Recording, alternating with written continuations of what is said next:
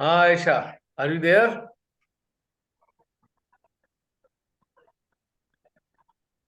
आयशा, वापस आ। Yes. Yes हाँ, यस। तुम बता रहे थे कि आपके जो बैक आज्ञा में बहुत सारी आक्रोश एकत्रित है। और जब कांटेक्ट में आते हैं ऊर्जा के, जब हम कनेक्ट होते हैं, तो ये जो कनेक्टेड पावर है, जो एनर्जी है, वो हमारे बैक आज्ञा में डिगिंग करती है, डिगिंग, खुदाई करती है। जितने भी आक्रोश की फाइलें दबी हैं उसे बाहर निकालती है। और जो ये बाहर निकालने का प्रोसेस चल रहा होता है, तो आपको ऐसा लगता है जैसे बाल खींच रहे हो, क्योंकि सेल्यूलर लेवल पे हो रही है ना। जो हमारे स्काल्प के सेल हैं, उनके थ्रू ही वो एनर्जी काम कर रही है, उनके थ्रू ही वो रिलीज कर रही है। तो आपको इस प्रकार की अनुभूति होती है, पर वो बहुत देर तक नहीं रहेगी। थोड़ी देर में काम डाउन भी हो जाती होगी। थोड़ी देर खिंचाई चली, उसके बाद फिर शांति भी आ गई। दोनों चीज यस। साथ साथ चलती है। क्यों? और जब ये शांति आती है, खिंचाई खत्म होती है, तो आपने एक चीज नोटिस की होगी कि आपके अंदर बड़ी शांति की अनुभूति होती है। मन के स्तर पे एकदम शांत हो जाता है मन उस वक्त, उस पर्टिकुलर मोमेंट पे। क्योंकि आक्रोश की फाइलें पड़ी हुई हैं हमारे अंदर, बैक आज्ञा में। तो जैसे कि मेरी आवाज आ रही है। आ रही है? हाँ, जैसे ये जब हम आंखें बंद कर कर ध्यान करते थे, तब भी ऐसा होता था। जब हम हृदय और सहस्त्रार से कनेक्टेड होते थे और ये क्लियर की सफाई चलती थी, तब भी हमारे और ऐसे पेन होते थे। बट उसकी जो तरीके अलग होते थे, सम टाइम होते थे, सडनली वो फिर चेंज हो जाते थे। बट अभी जो खुली आंखों से ध्यान कर रहे हैं, तब भी ऐसे हो रहे हैं, यानी कि ये चीजें हमेशा चलती रहती है क्या? बिल्कुल चलेंगी। ऑलवेज कनेक्टेड हो। जब आप कनेक्टिविटी आपको मिली हुई है, कनेक्टेड हो, तो ये तो ऑटोमेटिकली काम चलना ही चलना है ना। वैक्यूम क्लीनर तो ऑन ही हो जाता है ना कनेक्टेड होते ही। आप जैसे ही अच्छा। कनेक्टिविटी को एक्नॉलेज करोगे, वैक्यूम क्लीनर ऑन हो जाएगा। और ये ऑटोमेटिकली अपना सारा काम करता रहेगा। आपको इसमें कुछ करने की जरूरत नहीं, और इसके लिए हमें ऑब्स्ट्रक्ट भी नहीं करना है इसको। इसमें बाधा भी नहीं बनना है, होने देना है ये काम। एक समय आएगा जब ये चीज समाप्त हो जाएगी, आपकी सारी फाइलें क्लीन हो जाएंगी, एकदम खत्म हो जाएगा। Stock is over. Vacuum cleaner भी बंद हो गया। ओके। और ओके। यस। ओके। देखो, आंखें बंद करने और आंखें खोलने में कोई अंतर नहीं है। अगर हम कनेक्टिविटी को एक्नॉलेज कर रहे हैं, कनेक्टेड स्टेट को हम एक्नॉलेज कर रहे हैं, संज्ञान में ले रहे हैं, तो चाहे आंखें बंद हो या खुली हो, उससे कोई फर्क नहीं पड़ता। एनर्जी का अपना काम कर चलता रहेगा। अगर आप इसे एक्नॉलेज नहीं करेंगे तो ये काम रुक जाएगा। तो इसलिए जो कुछ हो रहा होता है, उसे पूरी तन्मयता के साथ में हमें एक्नॉलेज भी करना है, निरंतर, चाहे आंखें खुली हो या बंद हो। एक्नॉलेज करने से ही इसमें तीव्रता आती है, और एक्नॉलेज करने से ही घटित होगा। अगर आप इसे एक्नॉलेज नहीं करेंगे कनेक्टिविटी को, तो ये काम उसी क्षण बंद हो जाएगा। फिर आप नुकसान में रहेंगे, मतलब वो आपका टाइम और ज्यादा आगे बढ़ जाएगा, वेस्ट होगा टाइम का कुछ। तो हमेशा याद रखना चाहिए कि हमारे इंस्ट्रूमेंट में, हमारे सटल सिस्टम में कहीं भी कुछ भी हो रहा है, तो पूरी एकाग्रता से वहां पर भी अपना चित्त रखें। उसको भी चलने दें, उसको भी महसूस करते रहें, और बाकी भी जो चल रहा है उसे भी चलने दें। साथ साथ सारे काम चलते रहते हैं, चलने देने चाहिए। अब जैसे कि हम एक ट्रैवलिंग पे जाते हैं, हम अपनी कार से, हम तीन चार लोग हैं, हम अपनी गाड़ी से जा रहे हैं, ठीक है, और गाड़ी चल रही है, और किसी को खांसी आ जाती है, तो वो भी खांसता रहता है, गाड़ी भी चल रही है, हम भी उसका ख्याल रख रहे हैं, पर गाड़ी नहीं रुक रही। ये सब चीज चल रही है साथ में। कई बार तो वॉमिटिंग भी आ जाती है, हम कहते हैं शीशा नीचे करके वॉमिट भी कर लो, पर गाड़ी तब भी नहीं रुकती है। जब तक कि कोई बहुत सीरियस मैटर ना हो, गाड़ी नहीं रुकती। जब बहुत ज्यादा तबीयत खराब है तो आदमी कहेगा अच्छा भी थोड़ी देर रोक लेते हैं, लेकिन थोड़ी देर बाद फिर चल देते हैं। समझ पा रहे हो? तो मेडिटेशन का जो प्रोसेस है, चाहे खुली आंखों से या बंद आंखों से हो, ये कुछ ना कुछ घटित करता है हमारे अंदर। यदि हम कनेक्टिविटी को एक्नॉलेज कर रहे हैं सेंट्रल हार्ट सहस्त्रार में, तो ये कुछ ना कुछ तो हमारे अंदर कर ही रहा है। तो हमें इसको करने देने में सहयोग करना चाहिए, हेल्प करनी चाहिए, इसकी रोकना नहीं चाहिए घबरा कर कि भाई रुक जाए, ये हो जाए, वो हो जाए। चलने दो इसको भी। तो ये बहुत लाभदायक है और इससे हमारे को बेनिफिट होता है। अब जैसे कि हमारे यहाँ एक अजीब सा कल्चर है, अजीब सा कल्चर इसलिए बोल रहा हूं, सामूहिकता में बैठते हैं, बहुत लंबे समय से सामूहिकता में बैठते आ रहे हैं। अब जैसे ही आपने पूरा चित्त श्रीमाता जी के चरणों पे या श्रीमाता जी के फोटो पे फोकस किया, खट्ट से कुंडली सहस्त्रार पे आ जाती है। बिना कुछ करे आप, क्या आती है कुंडली? बस आपको श्रीमाता जी का स्मरण करना है या कलेक्टिव ऊर्जा का स्मरण करना है, तो कुंडली ऊपर आ गई। लेकिन हम उसकी प्रेजेंस को सहस्त्रार पर इग्नोर करके हम फिर कुंडली उठाना शुरू कर देते हैं हाथ से। देखा है आपने? भाई कुंडली उठी उठाई है, फिर कुंडली उठाने लग रहे हैं आप। आप जब कुंडली सहस्त्रार पे आपको महसूस होने लगी है, वो उसी कंडीशन में है जब आपकी दोनों नाड़ियां पूरी बैलेंस में है। पर फिर हम नाड़ी बैलेंसिंग कर रहे होते हैं। है नहीं कितनी इडियोटिक बात? हम ऐसे ही रोज करते हैं जो सामूहिकता में जाते हैं किसी। तो क्या कर रहे हैं हम? इग्नोर कर रहे हैं, हम उसे एक्नॉलेज नहीं कर रहे। कुंडली सहस्त्रार पे आई, श्री माता जी का स्मरण करते ही कुंडली सहस्त्रार पे आ गई। हमारा चित्त कहीं भी भटका हुआ था, संसार में था, कहीं भी था, कुछ सेकंड के लिए जैसे ही हमने श्री माता जी पे फोकस किया, कुंडली सहस्त्रार पे आ गई।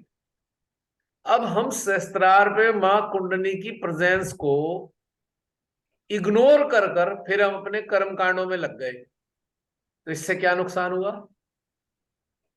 कि अच्छी खासे आप सहस्त्रार में थे, अब आप आज्ञा में आ गए, अब याद कर रहे हो अच्छा अब मैं क्या करूं, अब मैं बैलेंसिंग कैसे करूं, अब मैं हाथ कहां रखूं।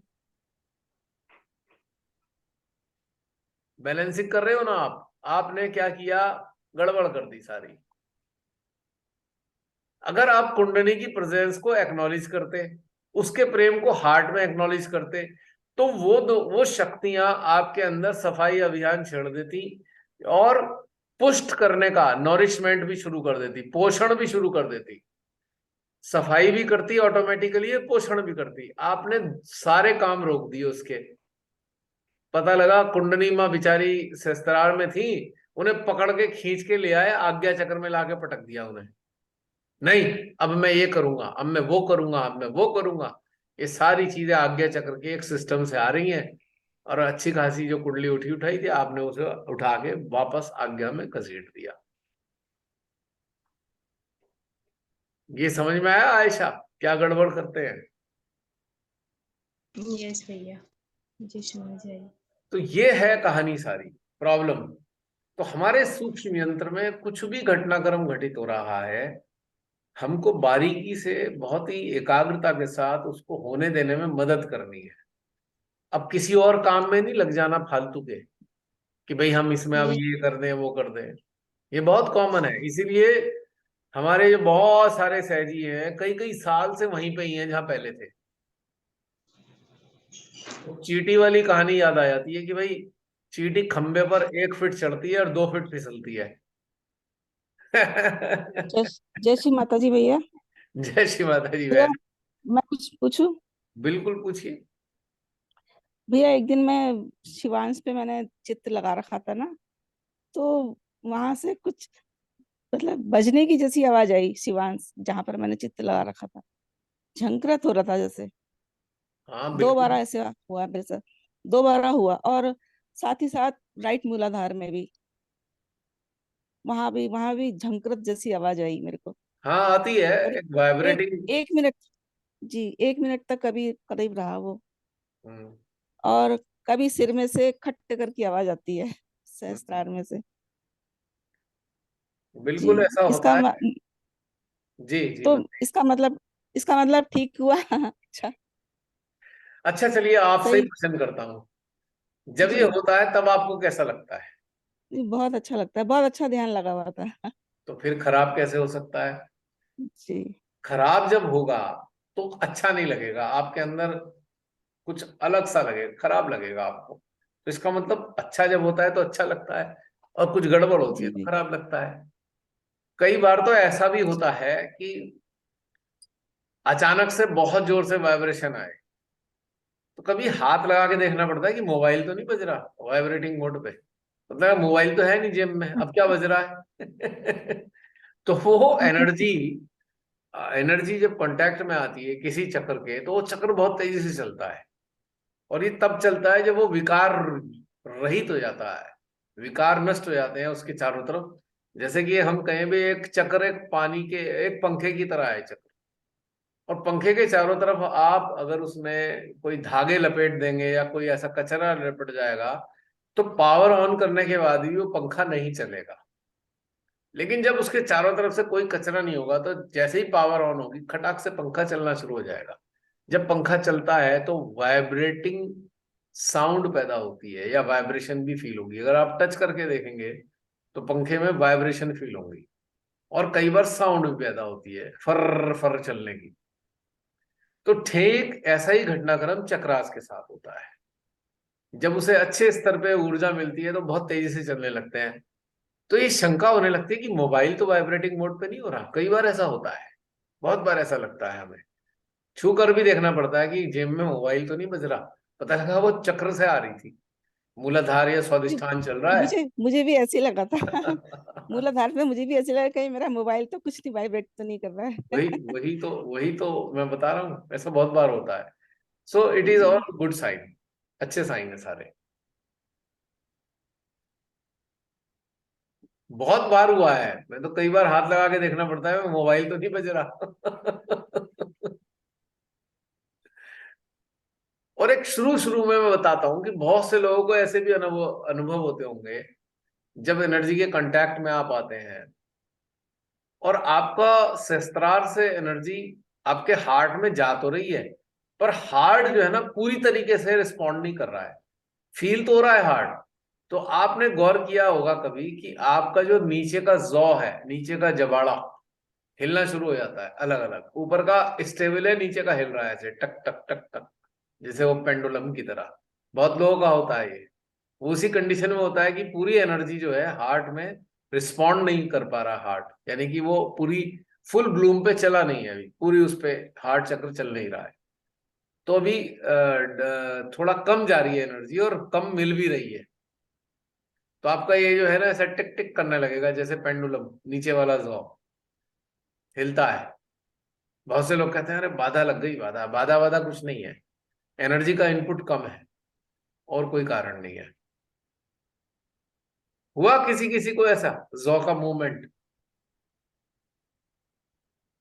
हुआ हाँ भैया, ये ऐसे स्टार्टिंग में होता था ऐसे। शुरू में बहुत ये पहले। लगता था कि जबड़ों में कुछ हो रहा, हुआ क्या, समझ नहीं पा रहे थे। बहुत पहले की बात है। हाँ, एक्चुअली हमारे जबाड़े का संबंध ऐसे है हमारी रहता है। विशुद्धि से है। हम्म।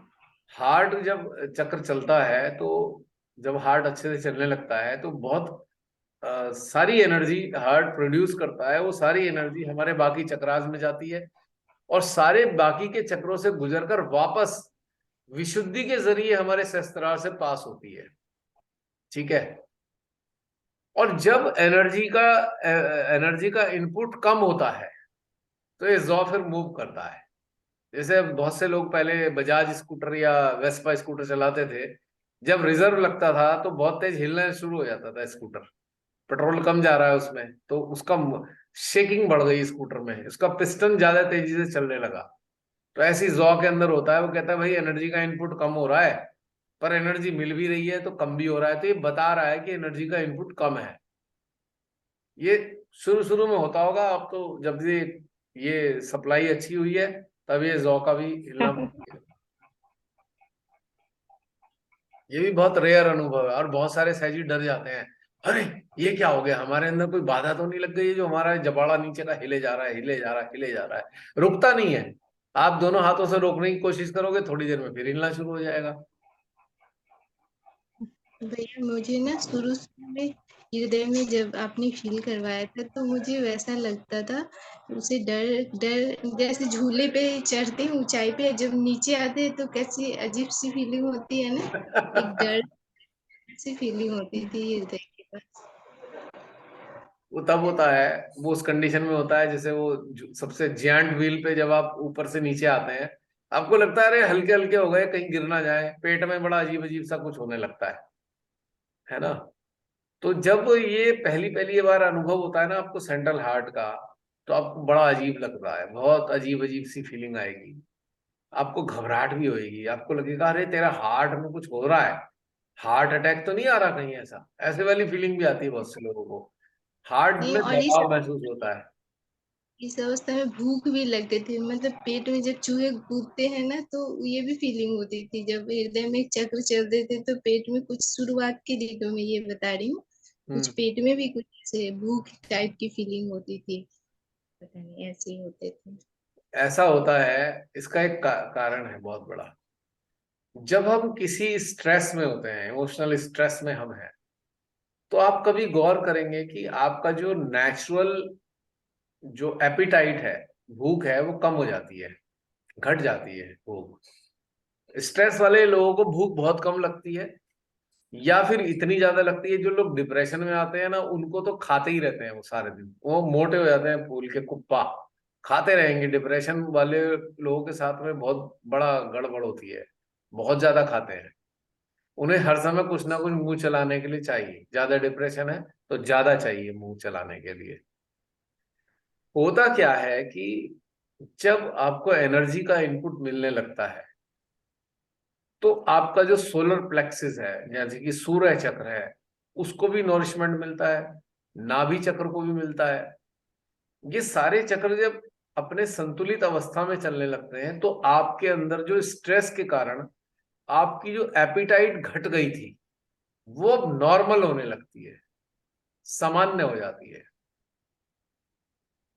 बहुत ज्यादा खाएंगे वो भी ठीक हो जाएगा, कम खाएंगे वो भी ठीक हो जाएगा, स्टेबलाइज हो जाती है आपकी एपिटाइट। तो उस वक्त आपको भूख लगने का एहसास होगा, क्योंकि बहुत लंबे समय से आप मेंटल स्ट्रेस के कारण आप खा ही नहीं पा रहे थे।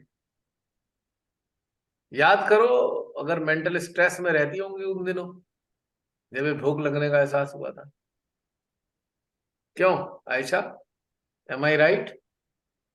पता तो नहीं है, लेकिन हो सकता है क्योंकि हमें खुद का अनुभव नहीं है, तो मेंटल स्ट्रेस तो ले ही लेते होंगे ना, क्योंकि दिमाग तो मैंने ओपन रखा है, जिससे आना है आ जाओ, स्ट्रेस आ जाओ आ जाओ, तो उस समय तो होता होगा, हो सकता है नहीं, मे भी स्ट्रेस, ऐसा हो। देखो सबसे बढ़िया स्ट्रेस कैसे आता है, किसी अपने ने हमें कुछ ताना मार दिया, बस आ गया स्ट्रेस, फिर तो कई दिन तक रहेगा।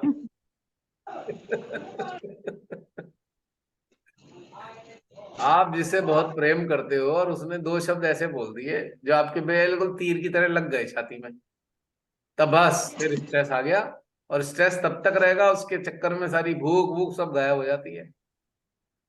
और जब ऐसे स्ट्रेस में आप मेडिटेशन में बैठते हो, तो मेडिटेशन आपको स्ट्रेस लेस कर देता है। जब स्ट्रेस लेस करता है, स्ट्रेस का इफेक्ट कम होता है, आपको फिर भूख लगने लगती है। ये तो बहुत नॉर्मल है, बहुत लोगों के साथ होता है ये। होगा ऐसा जी, कुछ सीन होगा। समझ गई। क्यों ये ऐसा? शुरुआती दिन है ना, शुरुआती दिनों में आपने वो फील करवा दिया था ना कि ये ओरिजिनल भूख इसे कहते हैं, मेडिटेशन करो, मतलब खुद को अनुभव करो, तो ओरिजिनल भूख का तो हाँ होगी, स्ट्रेस तो लिया ही होगा मैंने, तभी तो दिमाग में इतने चक्कर आते थे, तो हो सकता है मे भी। अब एक अब टेक्निकल फॉर्म में समझना होगा कि जो भी एनर्जी का इनपुट है, हमारे सटल सिस्टम को नॉरिश करता है। जब सटल सिस्टम नॉरिश होता है, तो सटल सिस्टम हमारे ग्रॉस सिस्टम को नॉरिश करता है। जब ग्रॉस सिस्टम को नॉरिश करेगा तो हमारे अंग प्रत्यंग ठीक काम करने लगेंगे स्थूल शरीर के, तो नॉर्मलाइज हो जाएंगी चीजें। वो अनुभूतियां होती है। बहुत से लोग रोते नहीं है, जब एनर्जी आती है तो खूब रोएंगे, आंसू से रोएंगे, सारा स्ट्रेस आंसुओं के जरिए बाहर निकल जाता है, उसके बाद बड़ा हल्का लगता है। ये बहुत कॉमन है। शुरू शुरू में जुड़ते हैं, आंसुओं से रोते हैं, खूब रोते हैं। सबके सामने नहीं रोएंगे, अलग कोने में जाके रोएंगे, रोते जरूर है पर,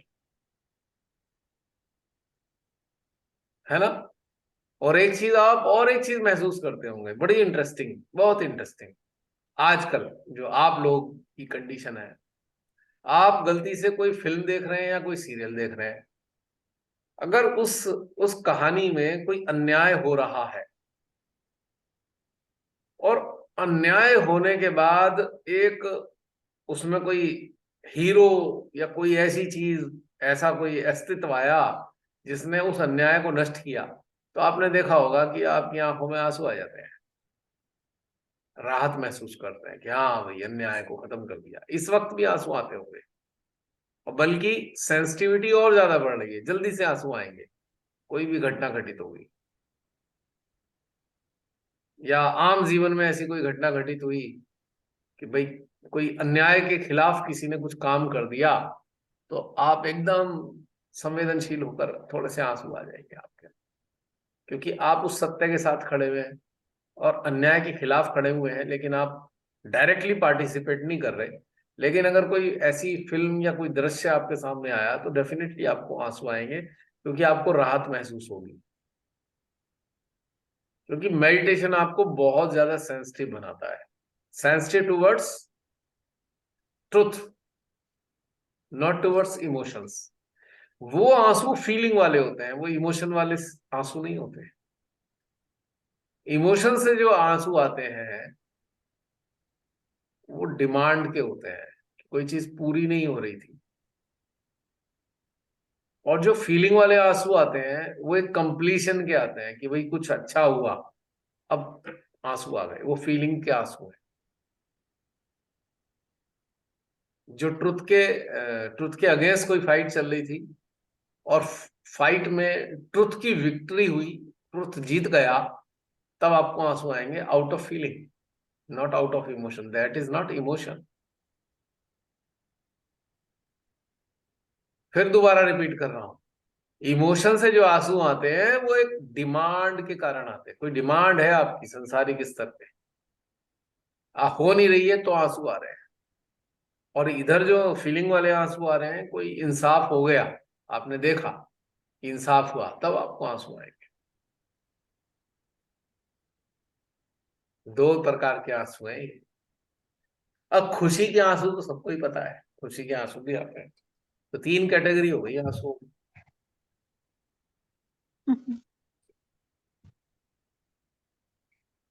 और बताओ आयशा। अच्छा, एक और मैं पूछती हूँ कि जैसे कि ध्यान में जब हम जाते हैं और कोई नई चीजें हमें अनुभव होती है, तो उस जगह जिस लेवल पे जाके हमें वो फील हुई या वो अनुभव हुआ, तो हमें बार बार जिज्ञासा होता है कि हम उस जगह पे, उस लेवल पे, यानी उस गहराई में बार बार उतरे, क्योंकि वो नई चीज जो फील हुई, हमें वो अनुभव करना होता है, उसकी अनुभूतियां। मतलब कैसे, एक बार में समझ नहीं आती, क्योंकि जब हम एक कोई नई चीज अनुभव होती है तो एक बार में हमें नहीं समझ आती, तो हम बार बार उस गहराई में जाते हैं, उस लेवल तक जाते हैं। और तो ये हमें जिज्ञासा होती है, लेकिन हम उस गहराई में जो अनुभव हो रहा है, उसकी अनुभूतियों से जो हमें आनंद प्राप्त हो रहा है, उसे भी बार बार फील करने का मन होता है कि अरे वाह कितना अच्छा लगा। तो ये वहां पे हम प्यास कहेंगे, तो ये जिज्ञासा और प्यास सेम है, या प्यास जगना कुछ निगेटिव वे में तो नहीं है ना, कि हम लिप्त अवस्था में इसे तो नहीं कह सकते ना। तो क्या आप क्लियर करोगे इस बात को? इसको भी मैं एक एग्जाम्पल से कोरिलेट करूंगा। आपके उधर आपने देखा होगा एक मिठाई होती है, बहुत छोटे छोटे रसगुल्ले होते हैं, इन्हें रसगुल्लियां कहते हैं। छोटे छोटे, इतने इतने से छोटे छोटे। और डब्बे में भरे होते हैं वो। आपको कोई डब्बा ऑफर करता है, लो खा लो, आप उसमें से एक निकाल के खाते हो, मजा आता है, फिर एक और लेते हो, फिर कहते हो रुको रुको रुको अभी रुको, फिर दो और लेते हो, क्योंकि आपको मजा आ रहा है, आपको मजा आ रहा है और खाएं और उसका स्वाद लें। इसी प्रकार से ध्यान के अनुभव हमें होते हैं, तो उसमें बहुत आनंद आता है किसी किसी में, तो हम बार बार उस चीज को गुजरना चाहते हैं। जैसे इसका एक एग्जाम्पल दूंगा मैं, एक और जो सटल सिस्टम पे आता है। कई बार हमारे सेंट्रल हार्ट में वैक्यूम बनता है, वैक्यूम। और जब ये वैक्यूम बनता है तो हमारा दिल करता है और तेज हो जाए, और तेज हो जाए, और तेज हो जाए, क्योंकि हर खिंचाव के साथ और मजा आ रहा होता है, और वैक्यूम और आनंद को बढ़ा रहा होता है, और हम अपने आप को और ज्यादा माँ जगदम्बा के करीब पाते हैं। जितना तेज वैक्यूम उतनी आपकी माँ जगदम्बा के साथ नजदीकी। तो आपको मेंटल लेवल पे भले ही समझ ना आ रहा हो, पर आपका दिल कर रहा है वैक्यूम बना रहे और ज्यादा बढ़ जाए। तो जितनी भी अच्छी अनुभूतियां हैं हम उन्हें बार बार करना चाहते हैं, करते भी हैं। अब दोबारा नहीं होगी, सोचेंगे अच्छा क्या क्या था उस वक्त, कहाँ था, कैसे था, फिर दोबारा उसे करने की कोशिश करेंगे अटेंशन को डालकर, कि दोबारा आ जाए वो वाली चीज। तो ये लालच के श्रेणी में नहीं आएंगे? लालच हो रहा है नहीं, जैसे आपने मेरा ये उदाहरण दिया, ये चाहिए। लालच की श्रेणी में नहीं है।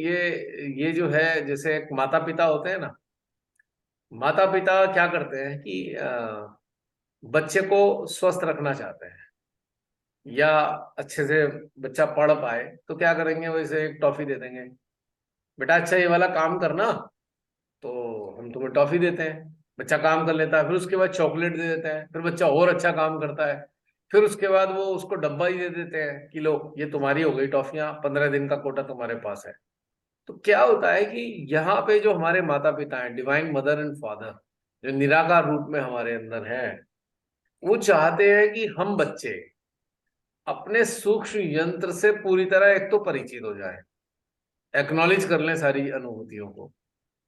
और चूंकि उन्हें पता है जब जितना हम इन चीजों को एक्नॉलेज करेंगे उतने हम अंदर से शक्तिशाली हो जाएंगे, उतनी हमारी समस्याएं खत्म होंगी, उतने ज्यादा हमारे जो चक्रास हैं वो पुष्ट होंगे, हमारी जो नर्वस सिस्टम है और ज्यादा स्ट्रांग हो जाएगा।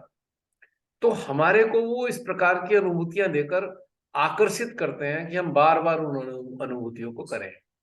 ये लालच नहीं है, this is not greed, this is a process of energization कह सकते हैं, या process of nourishment.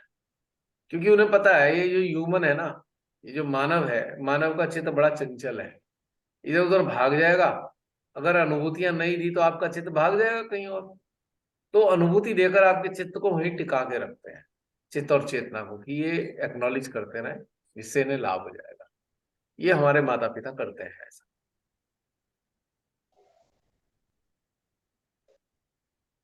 Yes, okay. Clear हो और गया? ध्यान की, जी, ध्यान में हम कि जितना डीप जाते हैं तो हमें हमेशा कुछ न कुछ नई अनुभूतियां होती है। तो क्या इसकी कोई सीमा है? मतलब हमेशा कुछ एक होता है, ऐसा लगता है वाह इतना मजा आ रहा है, उसके बाद आप सडनली फिर से जाओ उस यात्रा पे, तो फिर कुछ नई अनुभूतियां होती है। तो इसकी कोई सीमा नहीं है ना? नहीं, सीमा नहीं है, अनंत है। क्योंकि यात्रा ही हमारी मंजिल है, इस यात्रा की कोई मंजिल नहीं, यात्रा ही अपने आप में एक मंजिल है।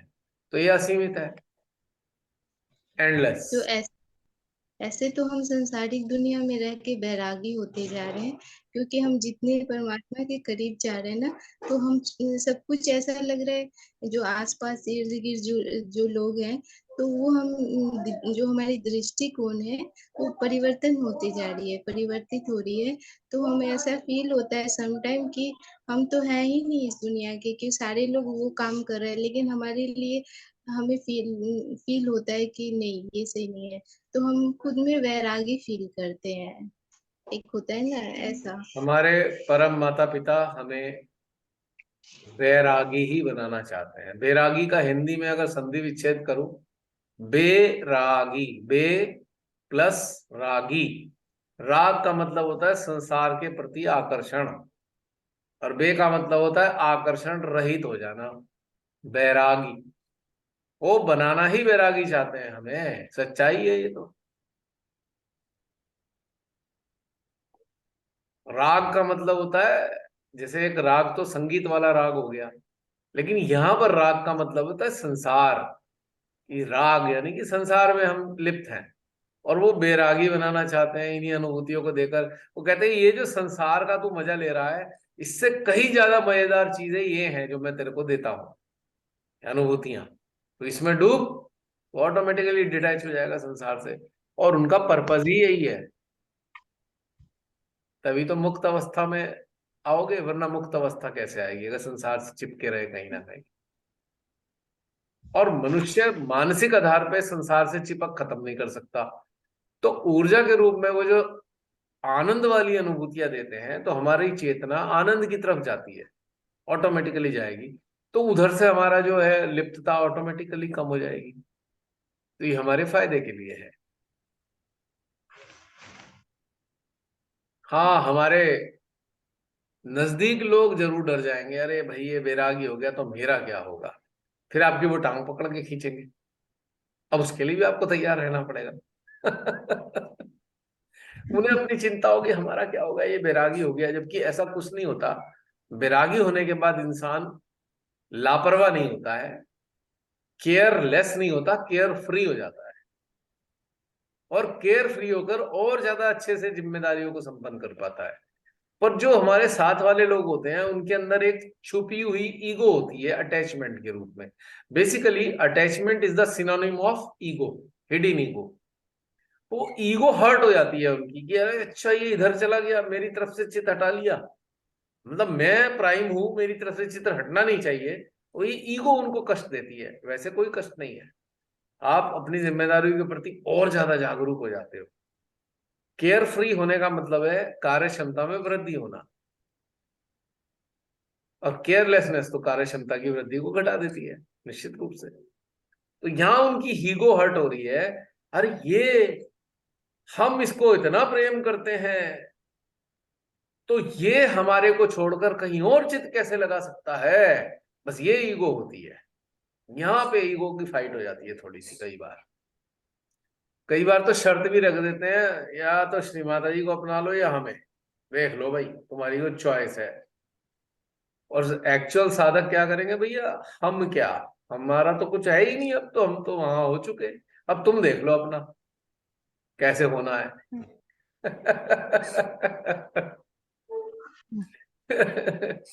क्योंकि क्योंकि परमात्मा आपके सबसे प्रिय मानव के माध्यम से ये कहलवाएंगे, भैया हमें चुनो या श्री माता जी को चुनना है। वो ये देखना चाहते हैं कि तुम्हारी भक्ति और तुम्हारी शक्ति कितनी है ईश्वर के प्रति। और आपका जवाब वही होता है, भैया हमने तो, हम क्या चुनना, हमें तो परमात्मा ने चुन लिया, अब हम क्या कर सकते हैं, अब तुम देख लो अपना। ऐसे हमारा काम चल जाए तो ठीक है, वरना अब तुम देख लो कैसे करना है, हम क्या बताएं इस बारे में।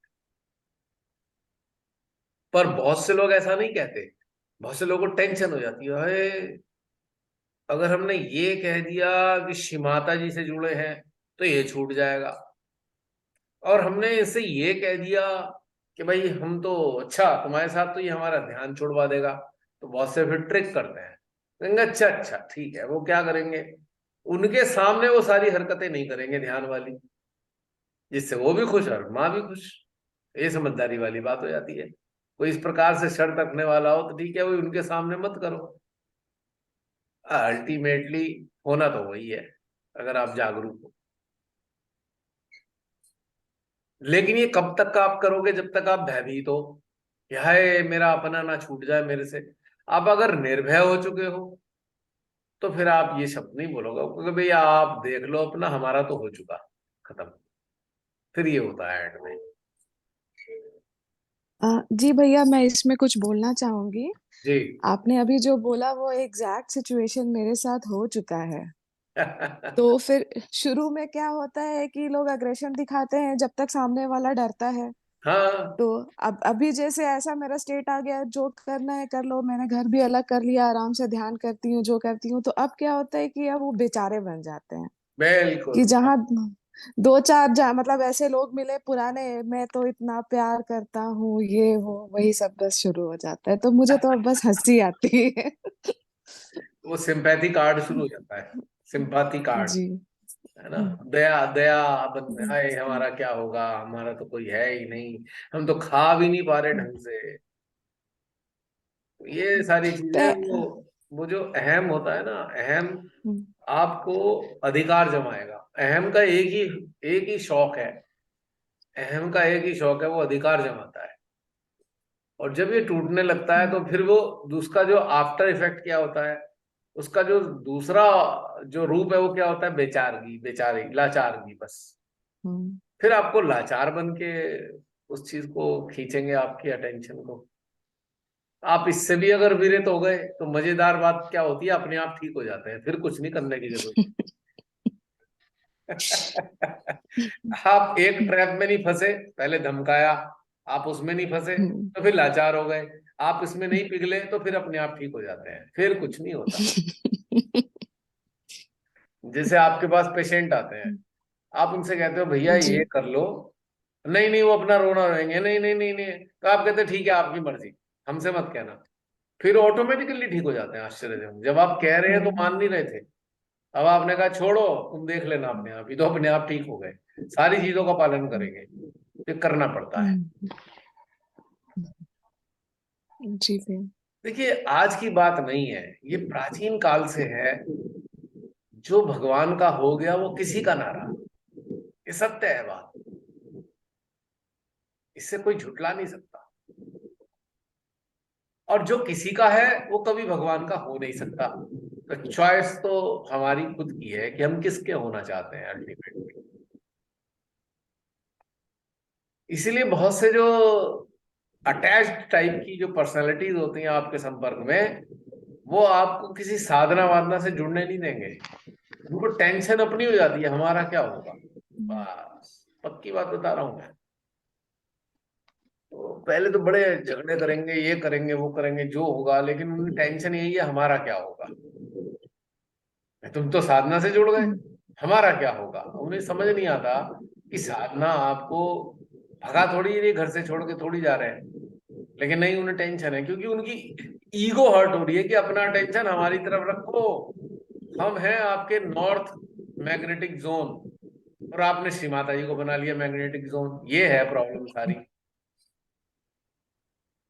ये है समस्या, है बहुत सारी जगह देखने को मिलती है ये, क्योंकि उन्होंने देखा भी है, उनके पास विचारों के पास यादें हैं।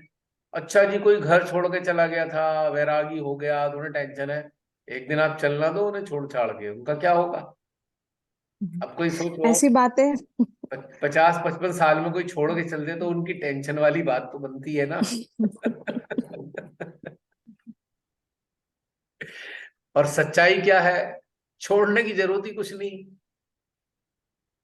जब पकड़ा ही नहीं तो छोड़ोगे क्या। आप जब अटैच ही नहीं है तो छोड़ने जैसी कोई कहानी ही नहीं है।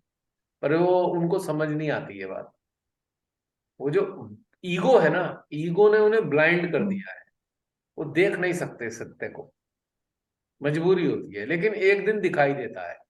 जब आप दोनों ऑप्शन उनके सामने देके फ्री हो जाते हो ना, तो फिर वो अपने आप ठीक हो जाते हैं। फिर वो चिंतन करते हैं यार ये कुछ कुछ कर तो रहे नहीं, हमारा तो और भी ज्यादा ख्याल रखते हैं, खाना भी टाइम पे मिलता है, कपड़े भी धुले मिलते हैं। मैं एक स्त्री के रूप में बता रहा हूँ कि अगर कोई स्त्री है और वो ध्यान से जुड़ी है तो उसके अंदर क्या है, और अगर कोई पुरुष है तो वो पत्नी को चिंता हो जाती है कहीं छोड़ के ना चला जाए मुझे, वो देख रहे हैं अब तो पति और ज्यादा ध्यान रखता है, तो फिर धीरे धीरे सब ठीक हो जाता है। फिर वो रिस्पेक्ट शुरू होती है, रिस्पेक्ट। फिर तो वो दीपक भी कोई जला देगा हस्बैंड की, भैया दीपक जला दिया मैंने, बैठ जाना ध्यान का, फिर ये वाला काम भी शुरू हो जाता है। और इस अवस्था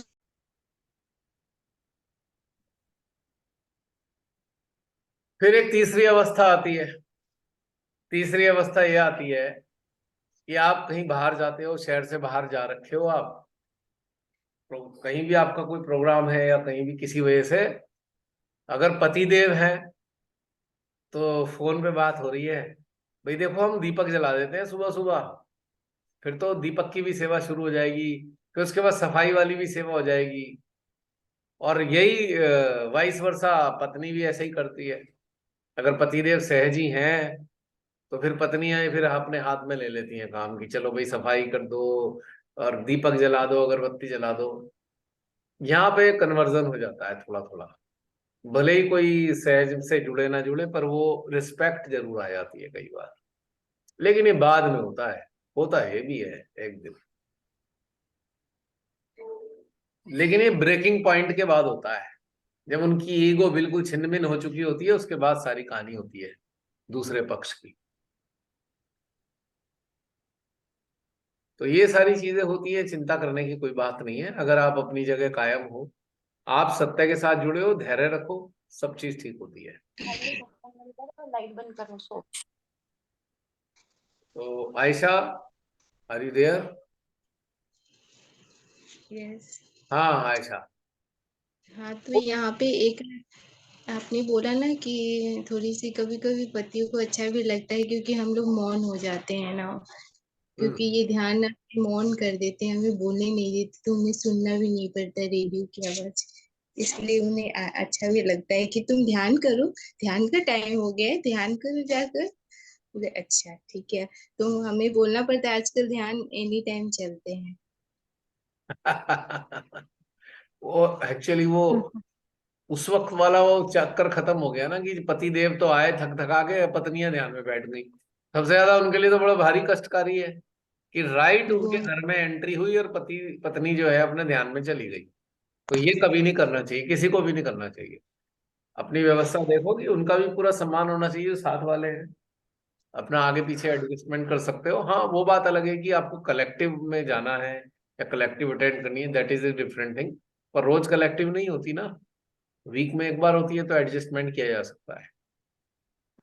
बहुत सी दिक्कतें यही आती है ना कि भाई जैसे ही हस्बैंड आते हैं, पता लगा जी पत्नियां ध्यान में चली जाती हैं हाथ खोल के। अब वो ना तो कहने लायक रहे और ना ही झेलने लायक रहे। अब वो बेचारा आया है, कुछ बहुत सारी समस्याएं हुई हैं आज पूरे दिन में, कुछ बताना चाहता है, कुछ पता लगा पत्नी तो हाथ खोल के बैठी है। अब तो ना छेड़ सकते ना बता सकते। अगर छेड़ दिया तो खाने की मिलने की उम्मीद खत्म हो जाती है, फिर खाना भी शाम को मिलेगा नहीं मिलेगा ये भी नहीं पता। अगर क्रोध व्रोध आ गया तो खाने की छुट्टी। तो ये भी थोड़ा ध्यान रखने वाली बात है कि भाई जब ऐसा हो तो थोड़ा आगे पीछे कर लें, ऐसी कोई दिक्कत नहीं है। और पतिदेव को भी ध्यान रखना चाहिए, जब पत्नियों को आपसे बात करनी है तो आप ध्यान में ना चले जाएं हाथ खोल के। अब सोचो, यदि आपने ये तरीका डेवलप कर लिया है खुली आंखों से ध्यान का, तो आपको इन सारी चीजों से गुजरने की जरूरत नहीं पड़ेगी। आप कनेक्टेड स्टेट में बातें भी कर रहे हो, आप ध्यान में भी हो, आप काम कर रहे हो। ये शानदार चीज है, अगर आपने इसे डेवलप कर लिया है, कोई चीज परेशानी का कारण नहीं बनेगी। बंद आंखों वाले में समस्या आती है, ये अक्सर घरों में मैंने देखा है।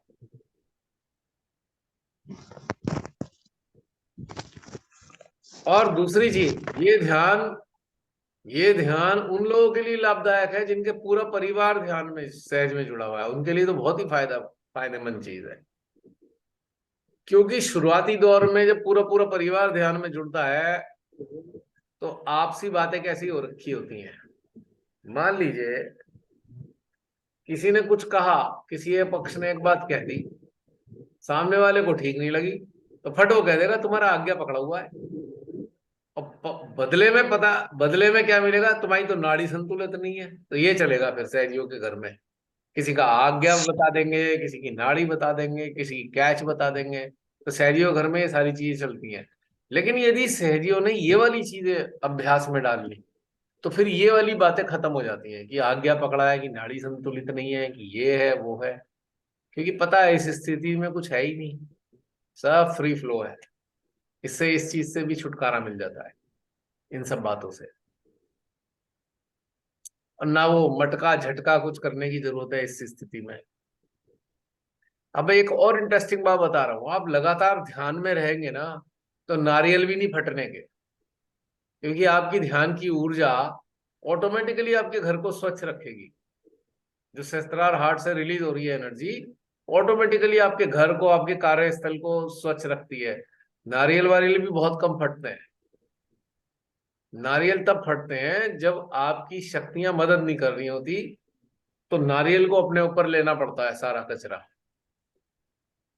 खर्चा भी कम होएगा, सोच लो 50-60 रुपए का एक नारियल आता है। अगर खर्चा कम करना चाहते हो तो भैया कनेक्टेड रहो, नारियल भी कम फटेंगे। एक बात बताऊं भैया, हाँ जी। मेरे को सबसे बड़ी चिंता यही होती थी कि 30 साल में मेरे घर में नारियल 3 बार भी नहीं फटा। अच्छा। सबसे बड़ी चिंता होती थी मेरे को, नारियल फटता क्यों नहीं है। लगता है मेरे में कमी है इसलिए नारियल नहीं फट रहा।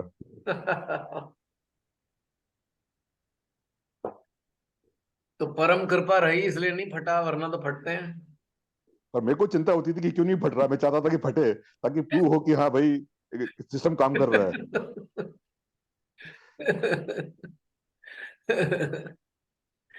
वो सब प्रतिक्रियाओं से होता है ना। अब आप देखिए कि ये सारी चीजें अगर आप अब समझते हो तो कितनी सारी भ्रांतियां खत्म हो जाती हैं। वरना मैं देखता हूं संस्थाधारी जो सहजी हैं इतने भयभीत रहते हैं, हर चीज से भयभीत रहते हैं। वो तो जैसे जैसे माँ ने वरदान भयभीत रहने का दे दिया हो। मैं कई बार सोचू, हे भगवान पहले ही ठीक थे, इतने डरे सहमे तो नहीं रहते थे। संस्थाधारी सहजी बहुत डरपोक होते हैं भैया, बहुत भयंकर तरीके से डरे रहते हैं। और हर समय शंकाएं, शंकाएं इतनी है तो बस पूछो मत, अनंत शंकाएं हैं और अनंत भय है। क्योंकि इतने सारी चीजों से अचड़म पचड़म उनके अंदर चलता रहता है। ये कर ले, वो कर ले, वो कर ले, ये ना आ जाए, वो ना आ जाए, इसकी निगेटिविटी ना लग जाए, उसकी निगेटिविटी ना लग जाए। खुली आंखों से ध्यान में रहने से सारे झंझट खत्म हो जाते हैं। इसीलिए इसका अभ्यास चल रहा है यहाँ पे। अभी कब तक चलेगा पता नहीं, लेकिन चल रहा है फिलहाल तो, वर्तमान में। अभी आप देखिए सिस्टम क्या कह रहा है।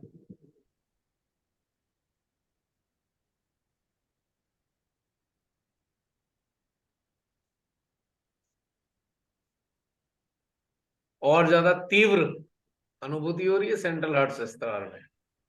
जैसे ही रुक कर थोड़ा देखा, देखे तो सही, तो पता लगा और ज्यादा खिंचाव बढ़ गया। अच्छा, एक क्वेश्चन है मेरा। हम जब रुक के देखते हैं तो खिंचाव बढ़ जाता है, और कनेक्टेड हम बात करते हुए भी हैं, तो इतना खिंचाव बात करते हुए क्यों नहीं हो रहा? कोई बताएगा आंसर इसका?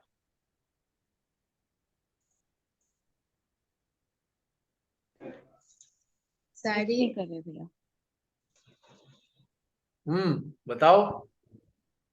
क्योंकि सारे जी सभी का अटेंशन से आपने बोला ना कि देखिए, तो वो देखने पे चला गया, यानी सारे की एनर्जी कलेक्ट हो गई। और अभी सब सारे इसीलिए ये तेज खिंचाव फील हुआ। और जैसे हम लोग गॉसिप अभी बातें चलती रहती है, तो सब लोग आनंद लेते रहते हैं स्वयं का, उस बात का, सेल्फ में ध्यान में रहते हैं। और अभी जो आपने बोला तो सब कलेक्ट हो गया, सारी एनर्जी एक हुई, इसलिए हमें वो ज्यादा फील हुई। बिल्कुल, एक बात बिल्कुल परफेक्ट है, पर एक रीजन और भी है इसका। एक रीजन और है बड़ा। वो क्या है? भैया जैसे एरोप्लेन में हो, क्या हुआ बहन? आवाज नहीं आ रही आपकी, कॉल अटक गई। ड्रॉप हो गई। अच्छा, कॉल ड्रॉप हो गई। हाँ, एक रीजन और है बढ़िया, कि जब हम एक बातचीत करते हैं तो हमें इतनी इंटेंस फीलिंग क्यों नहीं होती। वो एक बहाव चलता रहता है, हम्म। इसलिए वो जब उस पे पर्टिकुलर उस पे चित्त नहीं डालते हैं तो वो बहाव की तरीके से है, तो रिदम में एक चीज चलती रहती है, तो इसका अनुभव नहीं हो पाता इतना। और जब हम उस पे हम्म। जब उसी पे फोकस करते हैं, उसी चीज को देखते हैं, तो वो चीज ज्यादा महसूस होती है। हम्म। एक तरीके से ठीक ही है। एक और रीजन है इसका, वो वाला रीजन अभी बताया नहीं किसी ने। बताइए। चुरा लो अंदर से, माता श्री भैया। मेरे हृदय से चुरा लो ना। भैया क्योंकि हम उस स्थिति को ठहर के देख रहे होते हैं। जैसे कि अगर एक पाइप से पानी का फ्लो बह रहा है और उसको थोड़ा सा दबा दो तो कैसे वो फ्लो तेज हो जाती है। तो जब हम ठहर के उसको देख रहे होते तो वैसे मतलब ऐसे तेज फील हो रही थी। वो वाला आंसर, आपकी बात ठीक है, पर वो वाला आंसर अभी नहीं आया है। एक और आंसर है। देखो देखो देखो। क्या क्या ये आप कहना चाह रहे हैं कि हमारी एनर्जी तो कलेक्ट होती है, साथ ही साथ परम की एनर्जी भी वहां पे एकाकार होती है, सो हमें तेज फ्लो महसूस होता है, ऐसा क्या? परम की एनर्जी तो खुली आंखों के ध्यान में भी मौजूद है, उसी के सहारे तो ध्यान चल रहा है। अगर वो नहीं होगी तो ध्यान कहाँ से घटित होगा। एक और आंसर रह गया है अभी, बहुत बढ़िया आंसर है वो भी। देखो देखो। आप ऐसे कौन नहीं, सी हम उस चुराना? टाइम एनर्जी एक्नॉलेज नहीं करते हैं इसलिए, है?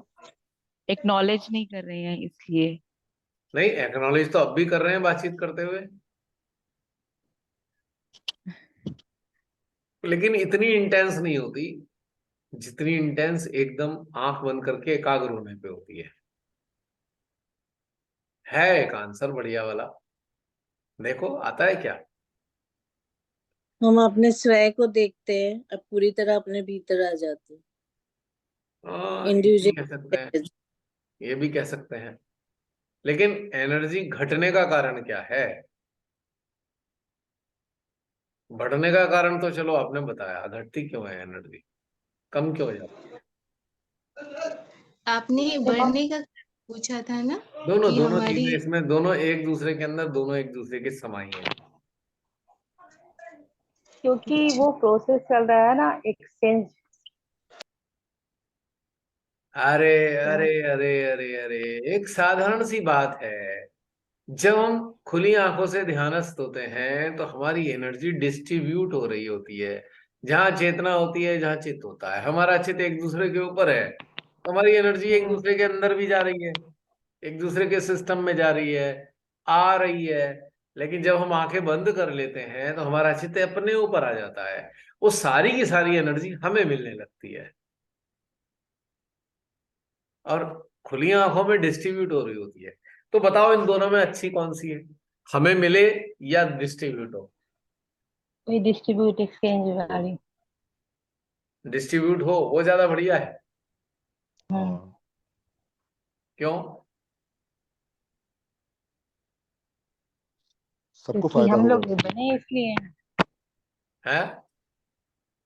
हमारा सिस्टम ही इसलिए बना है कि एक्सचेंज हो, हमें उनसे मिले, मतलब कलेक्टिव में जो कलेक्टिव हमसे, एक ये वो दोनों भजन चलता की दो चार लाइनें है ना, भजन की याद दिला दूं। नदी ना अपना जल पीती, वृक्ष ना अपने फल खाते, है। परोपकार के लिए है ही हम सहज योग में आ पाते। हाँ, ये भजन है। पर हित को जो मानव समझे वो मानव देव से बढ़कर है ना। यानी कि परम हित, परहित परम हित है।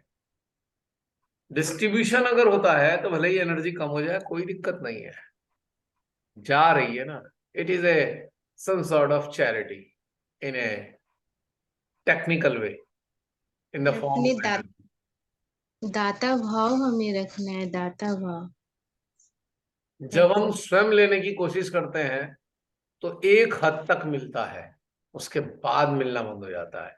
लेकिन जब हम बांटने के लिए लेते हैं तो निरंतर मिलता है और निरंतर बढ़ता है। हमारे कुछ संस्थाधारी डरते भी थे, किसी पे चित मत डालो, निगेटिविटी लग जाएगी किसी की। नेगेटिविटी तो इसलिए बाहर से नहीं आती, उन्हीं की लग जाती है उन्हें, क्योंकि एनर्जी डेफिसिट हो गई, उन्होंने एनर्जी बांटी नहीं, एनर्जी डेफिसिट हो गई, अब उन्हीं की नेगेटिविटी बाहर निकल के आ गई सरफेस पे। बाहर से थोड़ी लगती है negativity, is not transferable. External negativity can invoke internal negativity of our system. The magnetic field of outer magnetic can pull our own negativity from our system and manifest it on the surface of our awareness. लेकिन जब हम इस बांटने वाले process में रहते हैं, काय की नेगेटिविटी, कैसी नेगेटिविटी, सब बह रहा है, कुछ रुक नहीं रहा। तो इससे और बहुत लाभ है। अगर आप कनेक्टेड स्टेट में हो तो you have become the distributor of energy, you are flowing energy, अनंत तक जा रही है एनर्जी, खाली 2 4 5 लोगों तक नहीं। अब जो यूट्यूब पे आने वाले समय में भी जो जुड़ने जा रहे हैं, 7.5 महीने बाद जो सहजी यूट्यूब पे आने वाले हैं, उनको अभी से एनर्जी मिलनी शुरू हो गई है। आपकी अभी से ही मिलने लगनी है एनर्जी वो, क्योंकि ये आज से बहनी शुरू हो गई है। जब तक आएंगे आएंगे तब तक मिलती रहेगी उनको लगातार, उसके बाद भी मिलेगी। जब जब यूट्यूब देखेंगे तब भी मिलेगी, और आज भी मिल रही है उन्हें। भविष्य के जो व्यूअर हैं उनको अभी से मिल रही है एनर्जी। ये है फायदा ओपन आई मेडिटेशन का। आपको कुछ करना नहीं पड़ रहा, अप्रयास अवस्था में आपके माध्यम से डिस्ट्रीब्यूट हो रही है एनर्जी। क्योंकि चित्त और चेतना कहाँ कहाँ जा रहे हैं, किसी पर जा रहे हैं, कुछ देख रहे हैं, किसी स्थान पर जा रहे हैं, वहां भी वो एनर्जी जा रही है। और जब आंखें बंद कर लेते हैं तो आपको बाहर कुछ दिखता नहीं, आपका चेतना, आपका चित्त अंदर की तरफ चला जाता है, आपके अपने अंदर जाता है।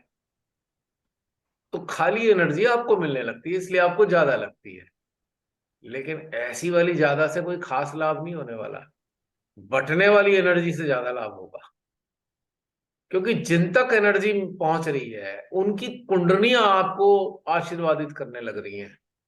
आपको मालूम भी नहीं है कि उनकी कुंडलियां इस एनर्जी से जाग रही हैं, और वो आशीर्वाद भी देना शुरू कर दिया है उन्होंने, ब्लेस कर दी है कुंडलियां आपको। और एक हो आप अपने तक सीमित हो खाली। अब कोई कहेगा क्या अपने पर चित नहीं डालना चाहिए? डालना चाहिए, प्रैक्टिस करने के लिए ठीक है। क्योंकि जब आप एकाग्र होकर अपने सिस्टम पे जानते हो तो आप अपने सिस्टम को जानना शुरू करते हो, और जब धीरे धीरे जान जाते हो तो आप फिर बांटना शुरू करते हो। दोनों एक दूसरे के पूरक हैं, ना वो गलत है ना ये गलत है। लेकिन सबसे श्रेष्ठ क्या है कि आप बांटने वाली स्थिति में आ जाओ, वही श्रेष्ठतम है। पॉइंट क्लियर हुआ? हाँ। जसलीन, ये लास्ट सेशन होगा, उसके बाद लॉग इन नहीं करेंगे हम लोग, क्योंकि जसलीन थोड़ी देर में योग निद्रा में चली जाएंगी, फिर हमें लीव करना पड़ेगा। क्योंकि हमें भले ही भैया सुबह इतनी जल्दी ना उठना हो, पर जसलीन को जल्दी उठना है। भैया मुझे एक क्वेश्चन पूछना है। बिल्कुल पूछिए। भैया जैसे वो एक फीलिंग है कि प्रैक्टिस के दौरान ना फ्रीक्वेंसी वाली, तो बॉडी से ऊर्जा ऊपर की ओर जा रही थी और ऊपर से भी नीचे की ओर जा रही थी। तो एक सरफेस टेंशन फील हो रही थी, मतलब एक जैसे ऊपर की ओर जा रही है जो सहस्त्रार के ऊपर है, और ऊपर से भी आ रही है, तो वो ऐसे एक दबाव फील हो रहा था, लेकिन दबाव ज्यादा फील हो रहा था, और ऊपर की ओर जा रही वाली का जो प्रेशर है वो उससे कम था। तो मुझे वो ना स्टेट समझ में नहीं आ रही थी। आपने कभी फाउंटेन को देखा है? फव्वारा देखा है? हाँ भीतर से जब जल फूटता है तो ऊपर की तरफ जाता है, लेकिन एक सर्टेन हाँ। हाइट के बाद फिर वो जल नीचे की तरफ जाता है। अच्छा। सेम हम्म। सेम। अच्छा। फिर जब वो नीचे की तरफ जाता है तो वहां जाता है जहां पे जल की आवश्यकता है, आवश्यकता पूरी करता है बहुत सारी चीजों की। हम्म। अब देखो, एक सीधी सी बात समझो, टेक्निकल है। अब सहस्त्रार पे कौन मौजूद है? महाआदि शक्ति। हम्म। हमारे भीतर की एनर्जी रिलीज हुई, ब्रह्मांड से पार होके किससे मिली? माँ आदिशक्ति से जुड़ गई। ठीक है, हम्म, जब तक जुड़ेगी नहीं तब तक वो उधरगामी होगी, यानी कि ऊपर की तरफ बढ़ेगी, जब तक रीयूनाइट नहीं होती। लेकिन जब हम्म, जुड़ जाती है तब वो फिर ऊपर की तरफ नहीं जाती, फिर वो कहाँ जाती है, आपकी चेतना और चित्त के माध्यम से वहां जाती है जहां पे आपका चित्त और चेतना होते हैं। अब नॉरिशमेंट का प्रोसेस शुरू हो जाता है। लेकिन जब तक आदि शक्ति माँ से जुड़ी नहीं है तब तक बहुत तेजी से ऊपर की तरफ उठती है। जुड़ने के बाद संसार की तरफ मुड़ती है, कल्याण के लिए। हम्म, समझ में आ रही है बात? जी भैया।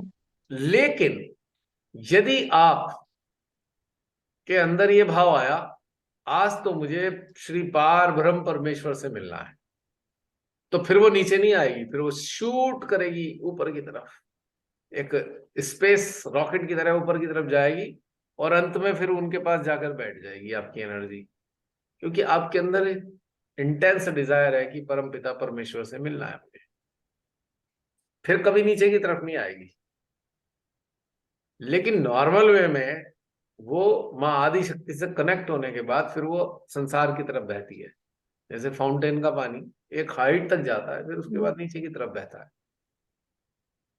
हम्म, फिर वो कल्याण का कार्य करता है, आपके सराउंडिंग को क्लियर करती है, सराउंडिंग को पोषित करती है। तो हमको ये भी गौर करना चाहिए कि अपने चित्त और चेतना को व्यर्थ ना करें, क्योंकि आपके माध्यम से वो ऊर्जा वहां तक जाने वाली है।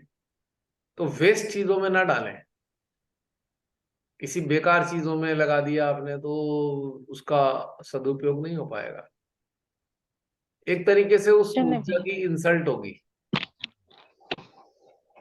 अब आप उस एनर्जी को अपने कपड़ों की मैचिंग में लगाओगे तो उससे कोई खास लाभ नहीं होने वाला। चूड़ियों की मैचिंग, सूट की मैचिंग या जूतों की मैचिंग में अपनी एनर्जी को लगाएं तो यूजलेस है, तो तत्क्षण वैसे ही हो जाएगा, उसकी जरूरत नहीं है उतने ज्यादा एकाग्र होने की। लेकिन इसको कल्याणकारी कार्यों में अपनी चेत और चेतना को रखना चाहिए। भैया एक क्वेश्चन है आ रहा है हम्म। कि अब डे टू डे लाइफ में वो जो कह रहे हैं कि जो एनर्जी है वो जैसे ही कनेक्ट होते हैं हम लोग तो जो भी मिल रहा है जिसकी भी बात सुन रहे हैं तुरंत उसका रिफ्लेक्शन आता है कुछ आने भी। दो। तो नहीं तो रिफ्लेक्शन है तो वो तो बहुत बढ़िया है, तो क्या वो भी कल्याण में आता है? ऐसे तो हर जो जिसका भी आवाज भी आ रहा है तो उसका रिफ्लेक्शन आएगा, 2 सेकंड रहा, यहाँ पेन हुआ वहां पेन हुआ फिर वो क्लियर हुआ। क्या वो कल्याण में के कार्य में आ रहा है या फिर ऐसे ही रिफ्लेक्शन है? अब हम हवन करते हैं, हवन के अंदर जो राख होती है उसे विसर्जित कर देते हैं ना।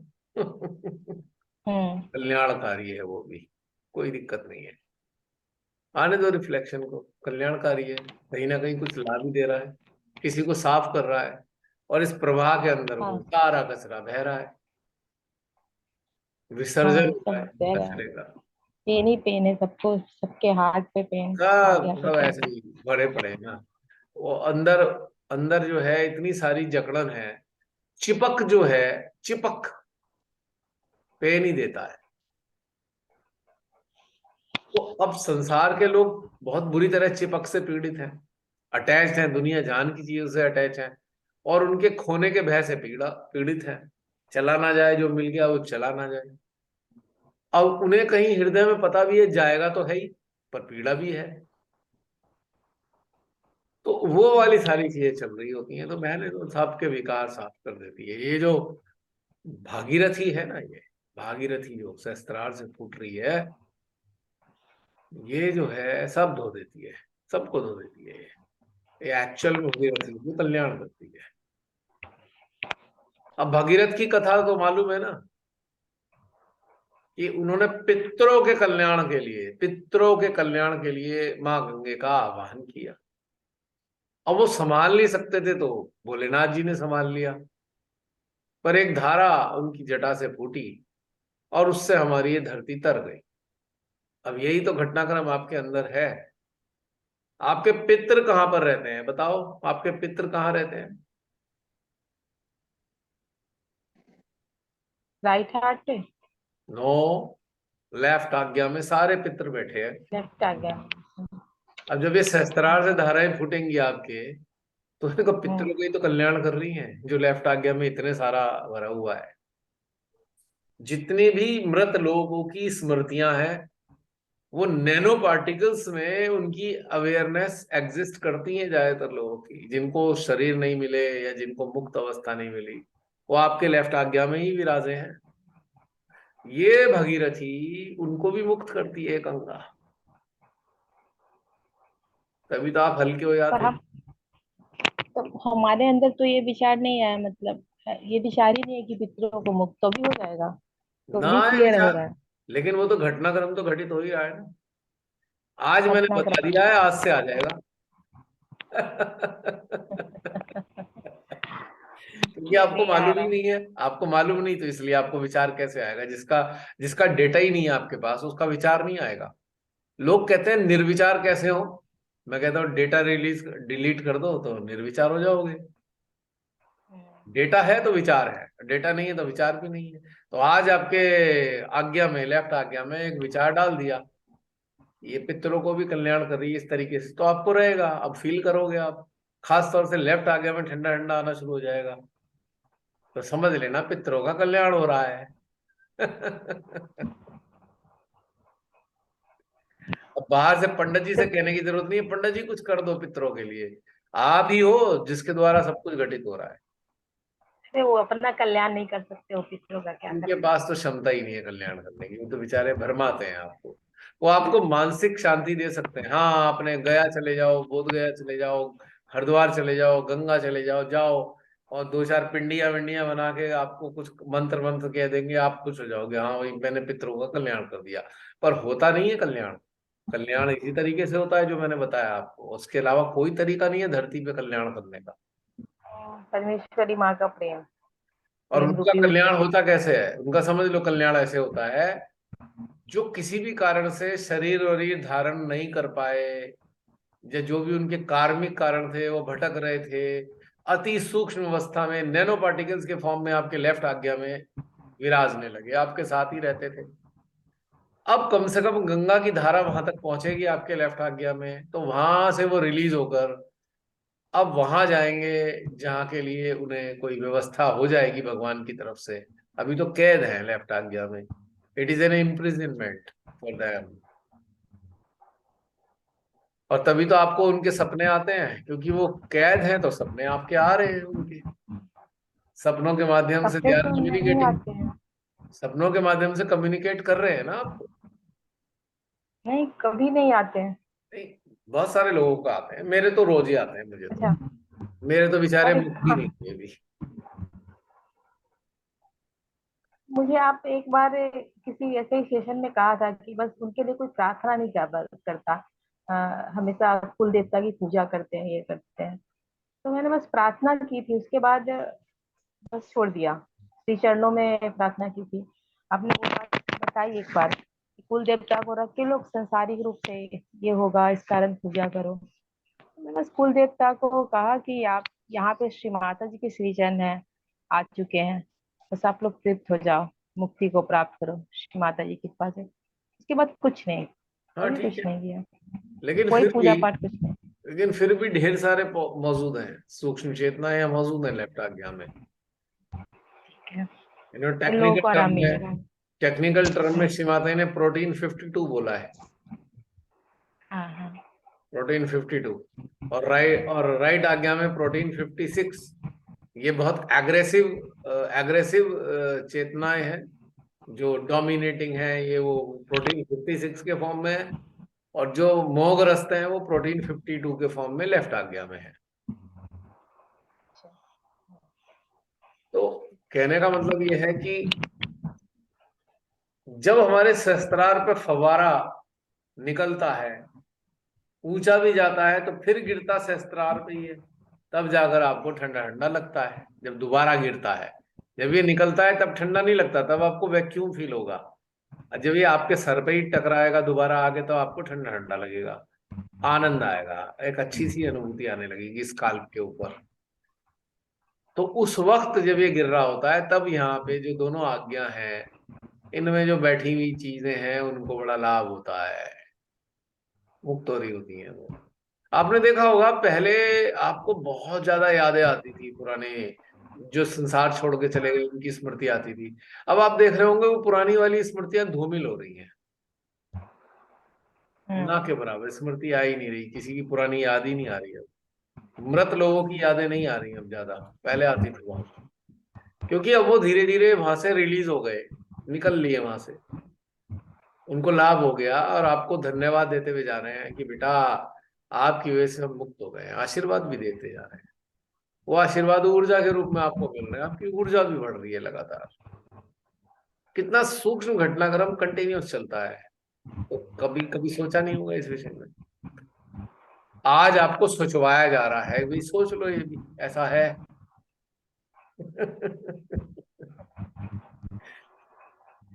है ना, कितना इंटरेस्टिंग। श्री माता जी ने हमें कितनी बड़ी चीज दी है, हम गौर नहीं कर पाए कभी, और कितनी बड़ी चीज है। देखो कितना कितना घटनाक्रम हमारे माध्यम से घटित हो रहा है ना। इंटरेस्टिंग बात ये कि सूक्ष्म चेतनाएं भी मुक्त हो रही हैं, और तो और जो आपके एनर्जी फील्ड से जो यहाँ भी नहीं रहती, बाहर घूम रही होती हैं, वो भी टकराती हैं, उनका भी कल्याण हो जाता है। तो इसीलिए 24/7 मेडिटेटिव स्टेट में रहना चाहिए, क्योंकि आपके संपर्क में कंटिन्यूअस लाखों करोड़ों की संख्या में वो सूक्ष्म अस्तित्व आते हैं, आपको अंदाजा भी नहीं होता। अगर आप कनेक्टेड रहेंगे तो उनका भी कल्याण होता जाएगा, आप एक कल्याण करने वाला यंत्र बन जाते हो। क्योंकि जितने भी धरती पर जीवन है, चाहे वो प्राणियों के रूप में हो, चाहे वो वेजिटेशन के रूप में हो, चाहे वो मानवों के रूप में हो, कहीं ना कहीं अपने सूक्ष्मतम अस्तित्वों में विचरण करते रहते हैं।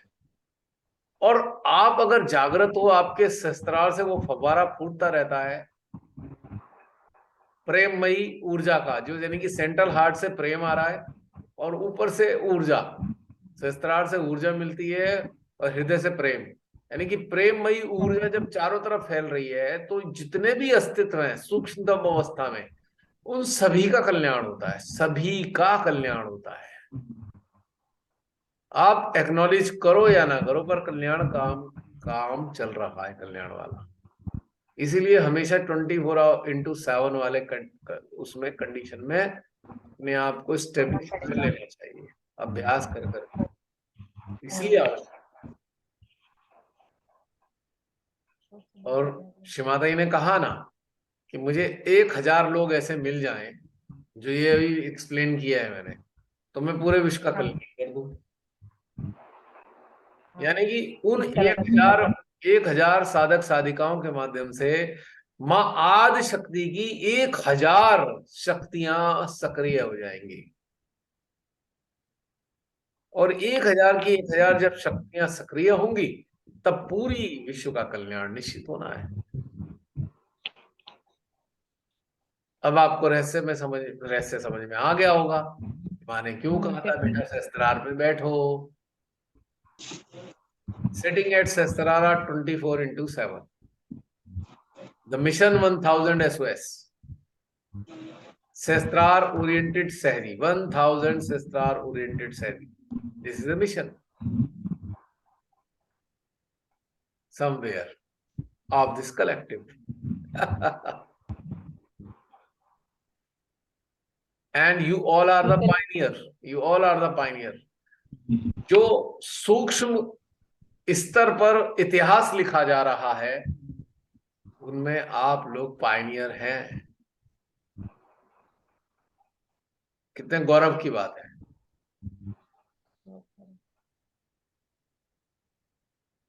देवी देवता भी इसका स्मरण रखेंगे, आपको अच्छे से पहचानेंगे, भाई ये लोग थे, ये चेतनाएं थी जो इस महानतम कार्य में अपना कंट्रीब्यूशन दे रही थी, वो भी याद रखेंगे। इतनी मामूली बात नहीं है ये। हाँ, चूंकि अभी हमारी चेतना उस हद तक उन्नत नहीं है, हम इस चीज को अभी पूरी तरह समझ नहीं पाते, लेकिन समझने लग रहे हैं। ये अच्छी बात है। अब जरा सोचो कि लिंक शेयर कर दिया और कोई ऐसे ही संस्थाधारी सहजी आ जाए यहाँ पे, तो या तो हमें पागल समझेगा या हम उसको पागल समझेंगे। होगा नहीं यहाँ पे, क्या होगा फिर, उसका हाल खराब। इसीलिए मना किया हुआ है कि भाई पहले अच्छे से जो आए अपनी अच्छे से अभ्यासी हो जाए, ताकि उन्हें सूक्ष्म चीजें समझ में तो आने लगे थोड़ी सी। वरना तो कहाँ तो उन्हें व्याकुल लगेगा हो यार कहाँ जाएंगे, पे कहानियां उल्टी सीधी सुना रहे हैं, पट्टी पढ़ा रहे हैं, लोगों को भरमा रहे हैं, फिर वो ये कहेंगे। व्याकुल हो जाएंगे बहुत। हाँ, परेशान हो जाएंगे। उनका कल्याण होने की जगह मुसीबत हो जाएगी उनके जीवन में। है ये क्या, गलत फंस गए। फिर हमें वो डिक्लेयर कर देंगे ये योग भ्रष्ट स्थिति में है सारे लोग, योग भ्रष्ट स्थिति में।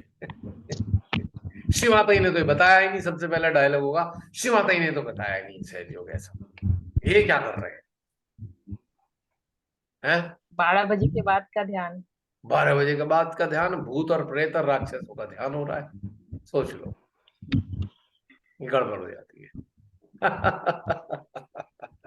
चलिए, अब 2 मिनट रह गए हैं, तो सुमिता बहन और अजय भाई, अब बताइए, थोड़ा सा निचोड़ एंड होने वाला है, 1.5 मिनट रह गया। आप दोनों ही क्या संदेश देंगे साधक साधिकाओं को? भैया मेरा तो एक ही संदेश रहेगा सारे साधक साधिकाओं को। समय बहुत कम है, जैसा आपने आज बोला भैया, ये मैंने प्रियंका दीदी को भी बोला था कि मेरे हृदय से ये बात बहुत दिनों से आ रही थी कि पता नहीं अब समय बच नहीं रहा है। तो समय वाकई बहुत कम है। आप जितना जो भी समय है, माँ की मुझे एक वाणी याद आ रही है कि माँ ने कहा था कि शायद किसी सज्जन ने माँ को कभी बोला था कि माँ मुझे ध्यान का समय नहीं मिलता। तो माँ ने कहा था आपका समय किस लिए है। मैं तो मैं वही बीच में है कि रोकूंगा आपको, अजय भाई को भी कहने दीजिए, 1 मिनट रह गया है। अच्छा, जी जी जी भैया। जी अजय भाई,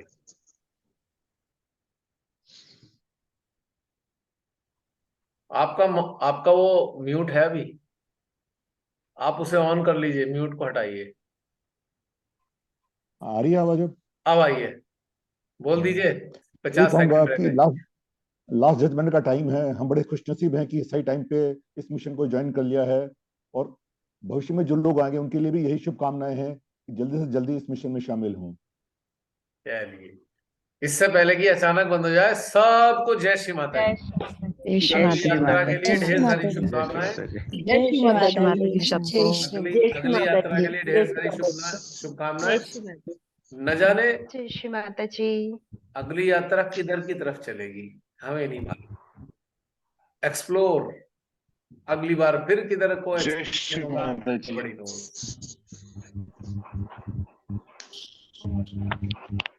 तो उम्मीद जय करते श्री हैं माता जी। सबको अच्छा लगेगा आगे की यात्रा। होमवर्क याद रखा